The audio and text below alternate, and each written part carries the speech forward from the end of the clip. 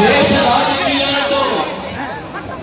రాజకీయాలతో వైఎస్ఆర్సీపీ పార్టీ ఏ విధంగా కనుగొనబడిందో దానికి ప్రత్యాయంగా నాకు బాగా నమ్మకం ఉంది. మన యొక్క ఎమ్మెల్యేగా గెలిచినటువంటి కందికుంట ప్రసాద్ గారు అందరితో పాటు అభివృద్ధి మాత్రమే లక్ష్యంగా మన అందరి కోసం పనిచేస్తారు. అయితే వాళ్ళని సపోర్ట్ చేయాల్సిందే బాధ్యత మన మీద ఉంటుంది.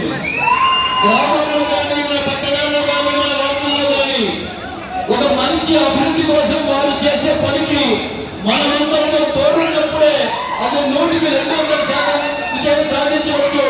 అటువంటి విజయాన్ని రాబోయేటువంటి 5 సంవత్సరాల్లో మరొక్కసారి మనం సాధించి కదిరి యొక్క లక్ష్మీ నరసింహస్వామి చిత్రాన్ని నభూతోక భవిష్యత్తు అనే పద్ధతిలో మనం తీసుకురావాల్సిన అవసరం ఉంది.